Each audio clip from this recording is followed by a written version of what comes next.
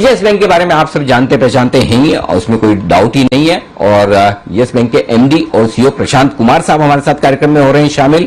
और प्रशांत कुमार साहब के नेतृत्व में यस बैंक ने एक कमाल किया इस तिमाही के नतीजे में, और वो ये कि पिछली 10 तिमाहियों के सबसे बेहतरीन रिजल्ट आए हैं मुनाफे के लिहाज से। यस बैंक के मुनाफा जो आया है 206 करोड़ का पिछले 10 तिमाहियों, यानी कि 2.5 साल का हाईएस्ट मुनाफा आता दिखा है। प्रशांत कुमार साहब, स्वागत है आपका। बहुत बहुत धन्यवाद सर, आपने जी बिजनेस के लिए वक्त निकाला अपने नतीजों पर बातचीत करने के लिए। सबसे पहला सवाल यही लेना चाहता हूं, 10 तिमाहियों का सबसे बेहतरीन मुनाफा, क्या खास वजह रही इस बड़े मुनाफे के पीछे सर? तो अनिल जी बहुत बहुत धन्यवाद। और जो हमारी पिछले 1 साल की जो तैयारी थी, अगर आप देखें पिछले 1 साल में हमने जो भी किया, जैसे प्रोविजन अपना पूरा बढ़ाया, तो जितनी भी हमारी लेगेसी प्रॉब्लम थी कॉर्पोरेट साइड में, उसका पूरी तरह से we have taken care of that. और साथ में हमने अपनी जो बिजनेस ग्रोथ थी उसकी तरफ काम किया। तो अगर आप देखें पिछले 1 साल में जो डिपॉजिट पे हमारा कॉस्ट ऑफ डिपॉजिट थी वो कम से 110 बेसिस पॉइंट कम हुई है।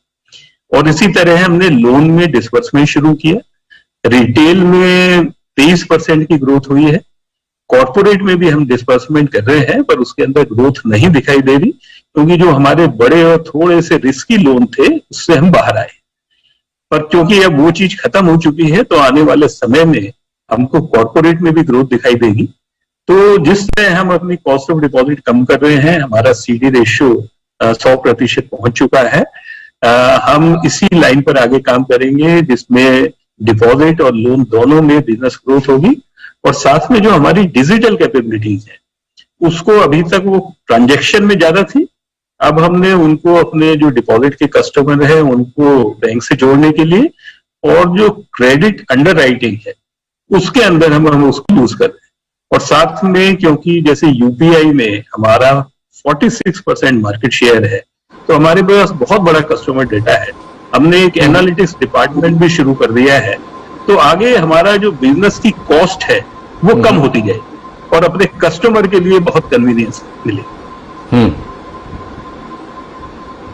परफेक्ट, बहुत ही बढ़िया सर। तो ये मुनाफे के पीछे खास वजह रही। और आपकी एसेट क्वालिटी भी मैं देख रहा था, ग्रोस लेवल पर, नेट लेवल पर तिमाही दर तिमाही पिछले क्वार्टर से इस क्वार्टर में कंपेयर करें तो स्टेबल है, कोई ऐसी खराब नहीं हुई है, बहुत इंप्रूवमेंट भी नहीं है। तो पहले तो ये बताएं कि इस क्वार्टर के एसेट क्वालिटी के बारे में, और सर बाकी बचे हुए जो 6 महीने हैं इस साल के, इस फाइनेंशियल ईयर के, उसके बारे में आपका क्या विचार है?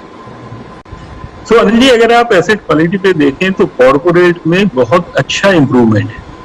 अगर कॉर्पोरेट में देखें तो हमारा जो स्ट्रेस पूल में कम से कम 2500 करोड़ कम हुआ है। रिटेल एसेट, जो कि सबको मालूम था, जिस तरह सेकंड वेव का इंपैक्ट हुआ है पूरे देश में और हमारे अपने एम्प्लॉयज पर भी, उसमें रिटेल और एमएसएमई पे थोड़ी सी स्ट्रेस बढ़ना बहुत ही स्वाभाविक था। तो वही हुआ है। पर हमने ये भी देखा कि जून के महीने में जैसे जैसे चीजों में इंप्रूवमेंट हुआ, जो कलेक्शन एफिशिएंसी जो अप्रैल और मई में गिर के 86-87 आ गई थी, वो फिर से 93-94 आ गई।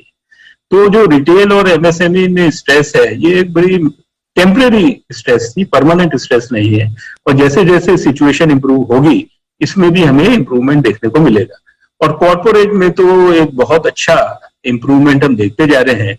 और आने वाले समय में भी जो हमारी रिकवरी और अपग्रेडेशन होगा, उसमें अगर कोई भी हमारी स्लिपेज होगी वो उससे ज्यादा। ओके, प्रशांत कुमार साहब, सर आपने, जब भी मैंने आपसे लगातार पिछले 1.5 साल में बात की, आपने बहुत क्लियरली कहा कि हमारा फोकस रिटेल पर है और रिटेल से हमारी बढ़िया ग्रोथ आएगी। अभी आप बता भी रहे हैं कि 23% ग्रोथ वहां से आई, तो रिटेल वाली ग्रोथ तो बरकरार है। अब क्या कॉर्पोरेट की भी ग्रोथ आने की तैयारी में? तो क्या बैंक, वो कहते हैं ना, firing on both the cylinders, मतलब दोनों तरफ से रिटेल और कॉर्पोरेट की ग्रोथ का फायदा मिलेगा अगले 6 महीनों में? दोनों का बैलेंस कैसे देख रहे हैं सर आप? तो बैलेंस अगर आप देखें तो हमने जब शुरू किया था मार्च 20 में, तो हमारा जो कॉर्पोरेट था वो कोई 56 था और 49 रिटेल था। अब 44 रिटेल था, अब 44 से बढ़ के ये 53 हो गया। हम इसे मार्च 23 तक 60% तक ले जाएंगे। पर कॉर्पोरेट में भी हमारी ग्रोथ देखें, हमने कोई 3,500 करोड़ के डिस्बर्समेंट किया है फर्स्ट क्वार्टर में। ग्रोथ में वो दिखाई नहीं देता क्योंकि जो हमारे बड़े लोन थे और रिस्की लोन थे उससे हम बाहर आ गए। अब आने वाले समय में जो कॉर्पोरेट में जितना भी डिस्बर्समेंट होगा उसमें हमें ग्रोथ ही देखने को मिलेगी। पर इसमें हमारा रिटेल पे फोकस ज्यादा होगा, पर हम कॉर्पोरेट में भी बिल्कुल रहेंगे और अच्छा लोन करेंगे और एक उसमें भी हमें बड़ी अच्छी अर्निंग मिलेगी। अच्छा सर, एक चीज बताएं, वापस से ये जो थोड़ा कोविड की सेकंड वेव आई है, अब थर्ड वेव का भी थोड़ा डर है, तो उसके चलते हुए कुछ प्रोविजनिंग बढ़ने के, एनपीए बढ़ने के कोई आसार दिख रहे हैं, या अभी इस तरह का कोई ज्यादा स्ट्रेस है नहीं?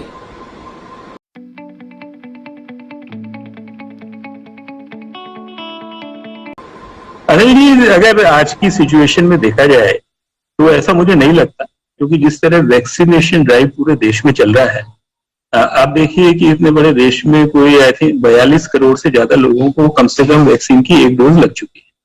और बाहर के देशों में भी वैक्सीनेशन के बाद जो भी इम्पैक्ट हुआ है वो इम्पैक्ट इस तरह का नहीं हुआ जिस तरह हमने अप्रैल और मई में देखने को मिला है। तो मुझे लग रहा है कि अगर नंबर होंगे भी, चाहे थर्ड वेव होगी, उसका इम्पैक्ट इकोनॉमी पर, लॉकडाउन पे और health of our customer and employ would not be that much. तो मुझे लग रहा है आने वाला समय काफी अच्छा रहेगा और धीरे धीरे जिस तरह इम्प्रूवमेंट होता जा रहा है हम उसके पार्ट बनेंगे और बैंक आगे अच्छी तरह प्रोग्रेस के मार्ग पर रहेगा। अच्छा सर, एक चीज और जो मैं जानना चाहता हूँ, हाल ही में ये चर्चा में चल रहा था मास्टर कार्ड को लेकर कि वहां पर जो बैन लगा है, क्या कुछ असर पड़ रहा है आपके बिजनेस पर, या कोई खास फर्क नहीं पड़ता? देखिए, हमें फर्क तो ये पड़ेगा कि अगले कोई 60 से 90 दिन के अंदर हम अपना कोई भी नया क्रेडिट कार्ड इशू नहीं कर पाएंगे। हमने ऑलरेडी रुपए के साथ एग्रीमेंट कर लिया है, वीसा के साथ भी अगले एक सप्ताह में एग्रीमेंट साइन हो जाएगा, पर 2 से 3 महीने के अंदर हम नए क्रेडिट कार्ड इशू करना शुरू कर देंगे। और इसका जो होगा, हम कम से कम इसका लॉस होगा कोई 75,000 से 1 लाख क्रेडिट कार्ड जो हम इन 2-3 महीने में करते हैं, वो अभी नहीं कर पाएंगे। पर हमारी पूरी स्ट्रेटेजी ये है कि मार्च 22 तक जो भी ये शॉर्टफॉल था 1 लाख का, वो हम पूरा कर लें। तो हमारे कहीं भी प्रॉफिट पर इसका कोई फर्क नहीं। ओके, प्रॉफिटेबिलिटी में फर्क नहीं पड़ेगा नए कार्ड इश्यू होने पर, और उसकी भी आप इंतजाम कर ही रहे हैं रुपए और बाकी वीजा के साथ टाई अप करके। प्रशांत सर, बहुत बहुत शुक्रिया आपका हमारे लिए वक्त निकालने के लिए, नतीजों पर विस्तार से बातचीत करने के लिए, और बाजार को नतीजे पसंद आते हुए दिख रहे हैं। आप देख सकते हैं यस बैंक का स्टॉक 5% मजबूती के साथ